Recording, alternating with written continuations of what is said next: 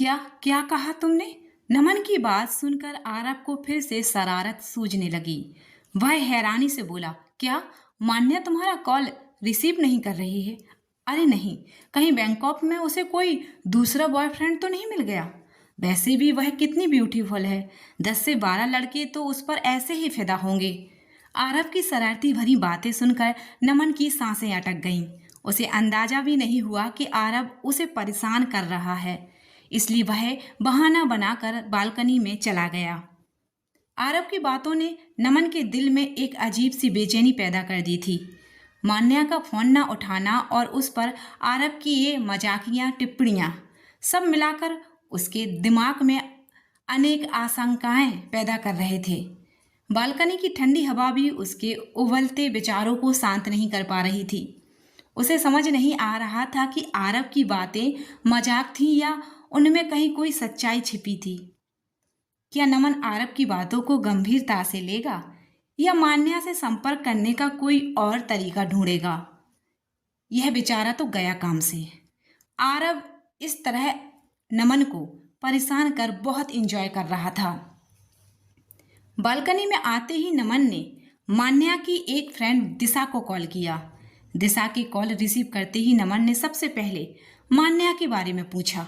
दिशा, क्या मान्या किसी लड़के के साथ है? नमन की बेचैनी और दिशा से सवाल। आरव के मजाक ने नमन के मन में गहरा शक पैदा कर दिया था और उसकी बेचैनी इतनी बढ़ गई थी कि उसने तुरंत मान्या की दोस्त दिशा को फोन कर दिया। उसका पहला सवाल ही सीधा और चिंतित करने वाला था। क्या मान्या किसी लड़के के साथ है? यह दर्शाता है कि आरव की बातें नमन के दिल पर कितनी असर कर गई थीं। नमन अपनी भावनाओं पर काबू नहीं कर पा रहा था और तुरंत सच्चाई जानना चाहता था। अब दिशा का जवाब क्या होगा? क्या वह नमन के शक को दूर करेगी या उसकी चिंताओं को और बढ़ा देगी? नमन, दिशा ने हैरानी से पूछा। उसकी आवाज में थोड़ी उलझन थी। तुम ये क्या पूछ रहे हो? मान्या किसी लड़के के साथ क्यों होगी? उसकी आवाज में हल्की नाराजगी भी थी, जैसे नमन उस पर बेवजह शक कर रहा हो। नमन ने तुरंत सफाई दी। नहीं नहीं दिशा, वो दरअसल आरव कुछ मजाक कर रहा था और मान्या का फोन भी नहीं लग रहा है, तो मैं थोड़ा परेशान हो गया हूँ। मान्या की हेलो कहते ही नमन ने उससे सवाल पर सवाल करना शुरू कर दिया।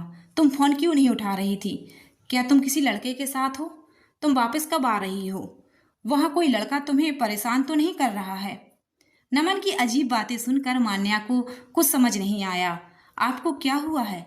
इससे पहले नमन कोई जवाब देता, पास तनु कॉफी लेकर आई।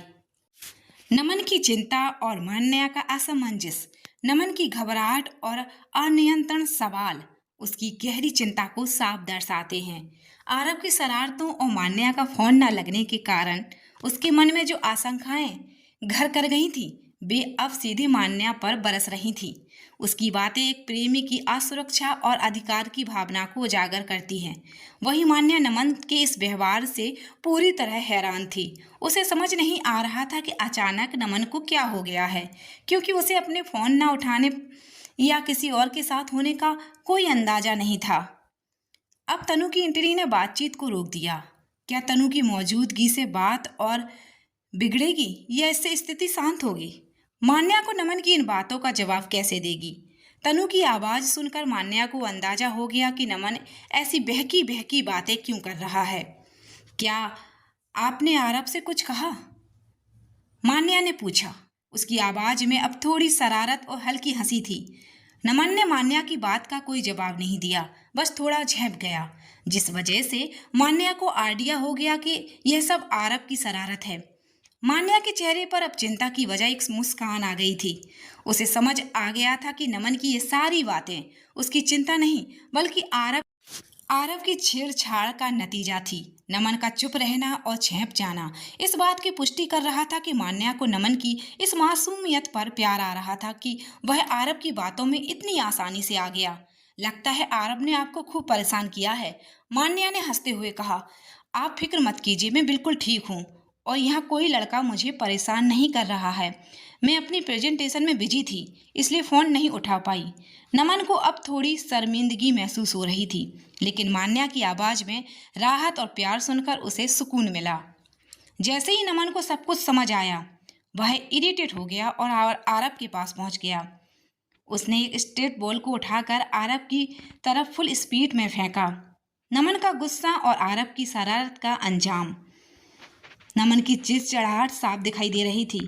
आरब की शरारत ने उसे किस कदर परेशान किया था, यह इस बात से जाहिर था कि उसने गुस्से में आरब पर बॉल फेंक दी। यह नमन की ओर से आरब को एक सीधा सा संकेत था कि उसका मजाक अब भारी पड़ रहा था।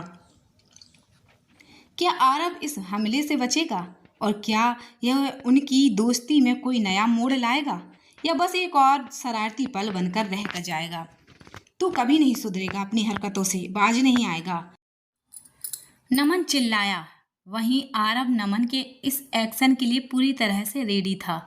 उसने फौरन बॉल कैच कर हंसते हुए कहा, तो तुम्हें पता चल गया। जल्दी ही उन दोनों के बीच कैट फाइट स्टार्ट हो गई। तुम कहो तो हम बाहर चलकर बात करते हैं, नमन ने कहा। उसकी आवाज़ में अभी भी झुंझलाहट थी। नमन की बात सुनकर आरब सोफे पर रिलैक्स होकर बैठते हुए बोला, मेरा मन नहीं है यार, दोस्तों की नोकझोंक। आरब की शरारत और नमन की झुंझलाहट के बीच ये हल्की फुल्की कैट फाइट उनकी गहरी दोस्ती को दर्शाती है। आरब जानता है कि नमन का गुस्सा क्षणिक है और नमन भी जानता था कि आरब की छेड़छाड़ उसकी फिक्र से उपजी थी।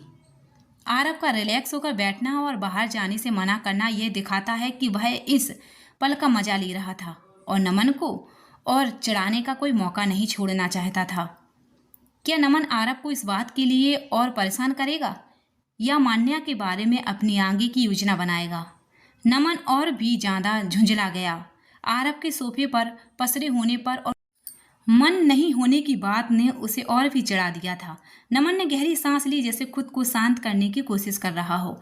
वह जानता था कि आरब से इस तरह उलझने का कोई फायदा नहीं, खासकर तब जब आरब पूरी तरह से मजे ले रहा हो। नमन ने बस एक टक आरब को देखा। उसकी आंखों में हल्की सी धमकी और हार मानने का भाव दोनों थे। नमन की बढ़ती चिड़चिड़ाहट, आरब की सहजता ने नमन की खींच को और बढ़ा दिया था। वह आरब को छेड़छाड़ के लिए कोई दंड देना चाहता था, लेकिन आरब की बेफिक्री ने उसे लाचार महसूस कराया।